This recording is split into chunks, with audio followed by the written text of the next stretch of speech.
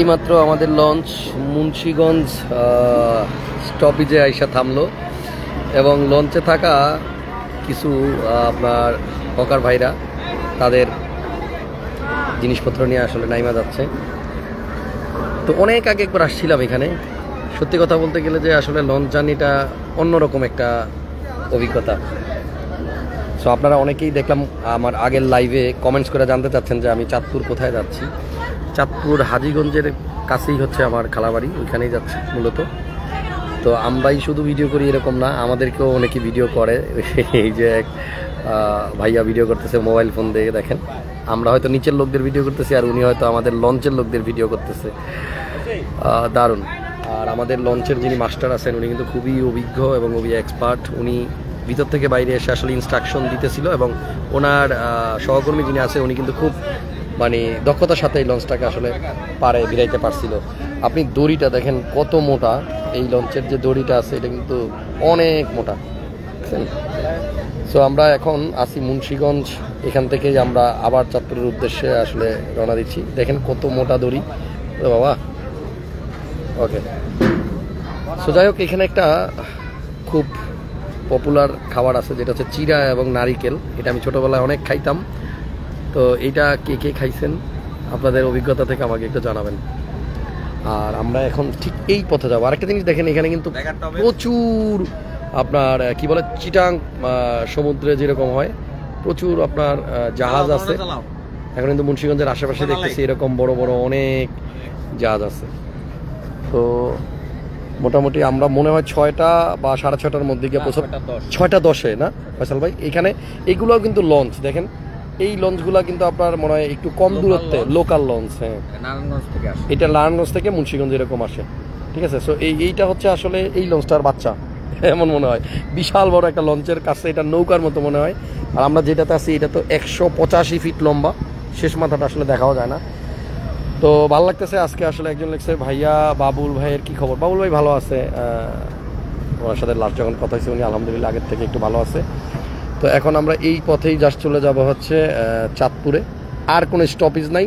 ঢাকা সদরঘাটের পরে এই মুন্সিগঞ্জ একটা লঞ্চ ঘাটেই বোধহয় চাঁদপুরের লঞ্চগুলো ভিড়ে।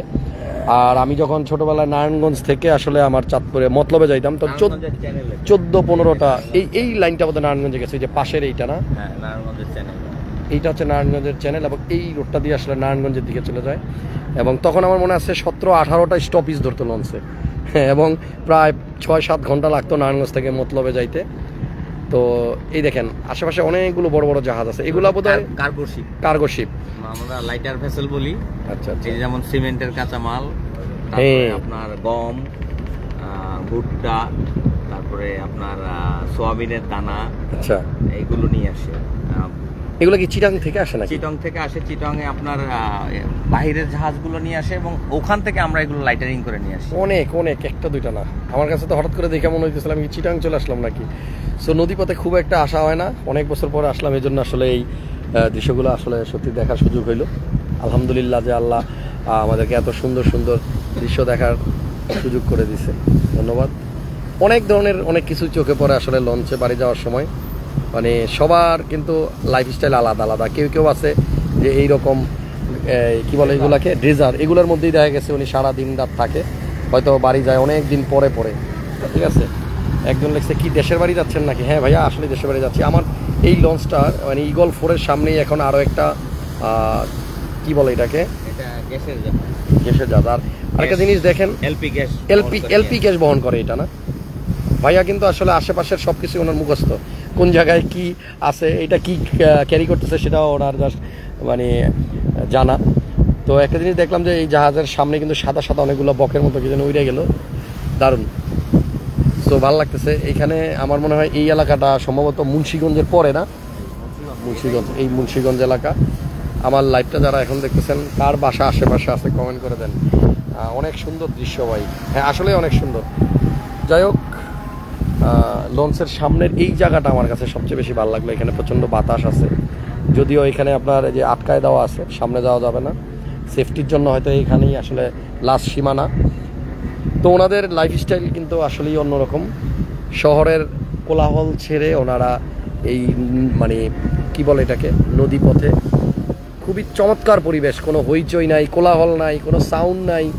আরেক ভাই দেখেন কি সুন্দর আরাম করে কোন জায়গায় বসছে, দেখছেন?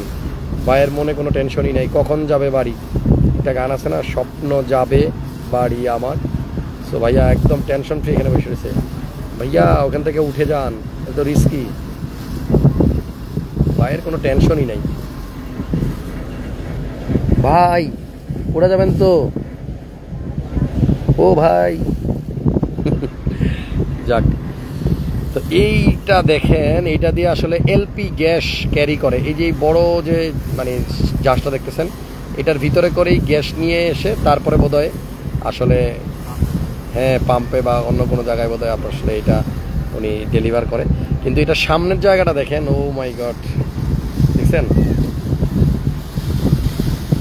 অস্থির আসলে। আজকে এই নদীপথে থাকতে থাকতে যখন যেটা সামনে পড়বে আপনাদেরকে তখনই সেটা দেখানোর চেষ্টা করব।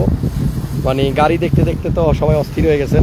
সো এবার কিছু ভিন্ন জিনিস দেখাই, অসাধারণ। এবং আজকে আকাশ আলহামদুলিল্লাহ অনেক ভালো।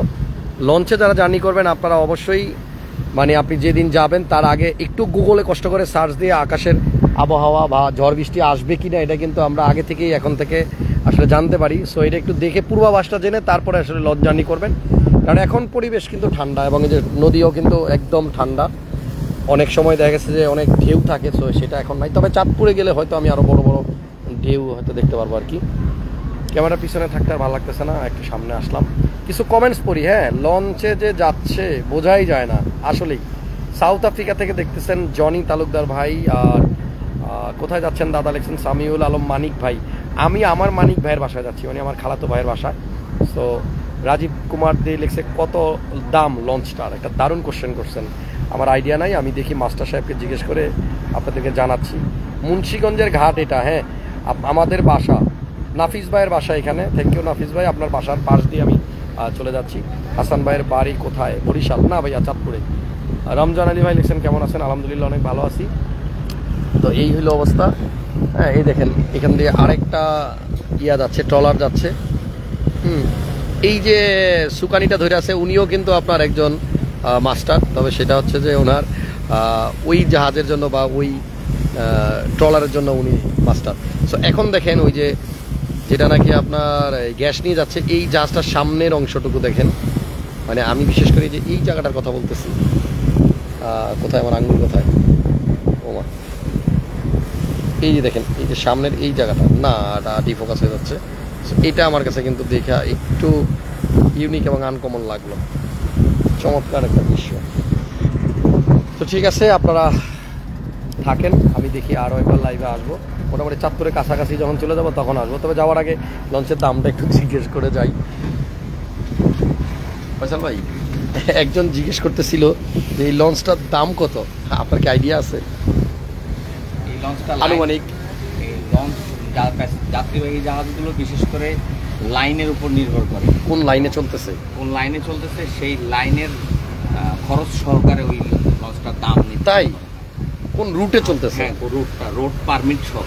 আচ্ছা, ও আচ্ছা, রোড পারমিট। হ্যাঁ, রোড পারমিট ছাড়া যদি শুধু বডিটাকে আপনি কিনতে চান অথবা বানাতে চান, পারমিট বাদে শুধু বডি। হ্যাঁ, আপনার মানে আমি যদি সহজ করে বলি, ধরেন আপনি বিআরটি থেকে যখন আপনার একটা গাড়ির লাইসেন্স করেন, প্লেট ছাড়া শুধু আমরা গাড়ির যেমন দাম থাকে রিকন্ডিশন, ওই রকম শুধু জাহাজটার দাম, লঞ্চটার দাম যদি বলি 6 কোটি টাকার উপরে হবে। 6 কোটি টাকা, অলমোস্ট একটা VX V8 এর দাম 6 কোটি টাকা। যাক, আমার ধারণা ছিল মানে মোটামুটি 5 কোটি টাকার কম হবে না। সো আমার ধারণা অনেকটাই কাছাকাছি। লাইনের ব্যাপারটা ভিন্ন, লাইনের ব্যাপারটা আলাদা। শুধু মানে এই জাহাজটার দাম, বডির দাম পড়বে 6 কোটি টাকার মতো। এই লোহা বলেন আর যা কিছু ইকুইপমেন্ট আছে। আরেকটা আইডিয়া দেন ফয়সাল ভাই, যে একবার সদরঘাট থেকে চাঁদপুর যেতে কি পরিমাণ টাকার জ্বালানি খরচ হয় এই লঞ্চটাতে? আমাদের প্রায় 2 লক্ষ টাকার মতো খরচ। এই যে আমরা যাচ্ছি 2 লাখ টাকার তেল পড়বে, মানে 2 লাখ টাকার তেল লাগে। টাকার তেল এবং লাইনের কিছু খরচ আছে, এই খরচগুলো সব। ও মাই গড, মানে ওভারঅল টোটাল কস্ট হচ্ছে ম্যাক্সিমাম অ্যাপ্রক্স 2 লাখ। তার মানে হচ্ছে একবার যেতে প্রায় লাখখানিক টাকার মতো। এখন আস্তে আস্তে আমি একটা কথা বলি, মানুষ আসলে যদি লঞ্চে ভ্রমণ বন্ধ করে দেয় তাহলে এই যে বিলাসবহুল বা এই ধরনের বড় লঞ্চগুলো কিন্তু আসলে কন্টিনিউ করা হয়তো এক সময় সম্ভব হবে না। তো আপনারা বেশি বেশি লঞ্চে জার্নি করবেন, তো সুন্দর পরিবেশ দেখতে দেখতে যাবেন। তো 2 লাখ টাকা তো অনেক, কারণ এখানে মানে ধরেন কেবিন আছে দোতলায় বা তিনতলায়, কিন্তু নিচে তো ম্যাক্সিমামই দেখবো এখানে তো ভাড়া অনেক কম। সবচেয়ে কম ভাড়া ঢাকা সদরঘাট টু চাঁদপুর কত টাকা? 187 টাকা গভর্নমেন্টের গেজেটে, কিন্তু আমরা 180 টাকা নিচ্ছি এবং আসার পথে আমরা আরো কম নিই। তাই আসার পথে হচ্ছে যে মানে একটু বোনাস দেন যে মানুষ আসুক, ঢাকা শহর দেখুক, আইসা লঞ্চের ভ্রমণটাকে তারা এনজয় করুক। রাইট। তাইলে আপনি তো শুনলেন মাত্র 187-180 টাকা হলেই আপনি প্রায় 3-3.5 ঘন্টার একটা জার্নি উপভোগ করতে পারতেছেন। দারুণ। আপনি যে কোনো একটা রিসোর্টে যান, যে কোনো একটা পার্কে যান, সেখানে 3 ঘন্টা আমার মনে হয় থাকার জন্য আরও অনেক বেশি টাকা আপনার এক্সপেন্স হবে। সেক্ষেত্রে আপনি চাঁদপুর শহরটা ঘুরেও গেলেন, লঞ্চ ভ্রমণটাও হইলো, একটা পিকনিকের মতো আপনি অল্প কিছু টাকার মধ্যে কিন্তু সারতে পারতেছেন। দারুণ। সো আমরা আবার লাইভে আসবো মোটামুটি যখন চাঁদপুরের কাছাকাছি চলে যাব। সবাইকে অসংখ্য ধন্যবাদ আজকের লাইভগুলো দেখার জন্য। হাসান ভাই, লঞ্চের জার্নিটা সবচেয়ে নিরাপদ এবং আনন্দের। আমি বেশ কয়েকবার গিয়েছিলাম চাঁদপুরে। রিয়াদ ভাইয়ের কমেন্টস, থ্যাংক ইউ রিয়াদ ভাই। অনেক সুন্দর সুন্দর কমেন্ট করছেন আপনারা। লন্ডন থেকে আবুল কাইয়ুম ভাই লিখছে I love your programme from London, thank you, অনেক ধন্যবাদ। মৌলভীবাজার থেকে হোসেন মিয়া ভাই কমেন্ট করছেন। আরেকজন লিখছে আপনার বিগ ফ্যান তুষার ভাই। আরেকজন লিখছেন ইউকে মানে এটাও তো লন্ডন। ইউকের চেস্টার থেকে নজরুল ইসলাম ভাই দেখতেছেন, আর ইউকে থেকে আব্দুল সালাম ভাই দেখতেছেন। মানে ইউকের অনেকেই একসাথে কমেন্ট করছেন পরপর। ভাই এই মুন্সিগঞ্জ ঘাট আমাদের বাসা, আমরা এই ঘাটেই সন্ধ্যার পর আড্ডা দিই। নাফিস ভাই, থ্যাংক ইউ ভাইয়া। টাইটানিকের মুডে আছি। আসলে এটা মোটামুটি এটা আমাদের জন্য এটাই টাইটানিক, ঠিক আছে। আপনি দেখেন না একটা মানে লঞ্চের মানে ফ্রন্টে যে জায়গা আছে এখানে খেলা যাবে, ফুটবল খেলা যাবে, এত বড় জায়গা, অনেক সুন্দর। ফয়সাল ভাই আমরা কি এখন ডানে যাবো না বামে? ডানের দিকে না, আমরা এখন এই দিক দিয়ে ডান দিকে টান নিব। মেঘনা রিভার। ও আমি যদি একটু জুম দিই এখানে বোধহয় মেঘনা সেতুটা, আমি জানি না আমার ক্যামেরা আসবে কিনা। সেতুটা আসবে, আসার তো কথা। হ্যাঁ, এই যে দেখেন জাহাজগুলোর মাথার উপরে, ঠিক দেখেন। আর বামে টাওয়ারটা, আর একটু ডানে, আর ডানে হ্যাঁ বাসে না দেখেন আপনি এই জাহাজগুলোর মাথার উপরে হালকা দেখাচ্ছে। হ্যাঁ, এইটা হচ্ছে আপনার একটা লাইন দেখাচ্ছে। হ্যাঁ, এখানেই আছে আপনার মেঘনা ব্রিজ। ওকে, ঠিক আছে, ভালো থাকেন ভাই, সবাইকে ধন্যবাদ। আমরা আরেকটা লাইভ আসবো চাঁদপুরের কাছাকাছি চলে আসলে, ঠিক আছে। তাইলে আপনারা বুঝবেন যে আমি চলে আসছি। আমাদের সবারই লঞ্চ বাঁচিয়ে রাখা উচিত। খুবই চমৎকার একটা কমেন্ট করছেন সোহান ভাই।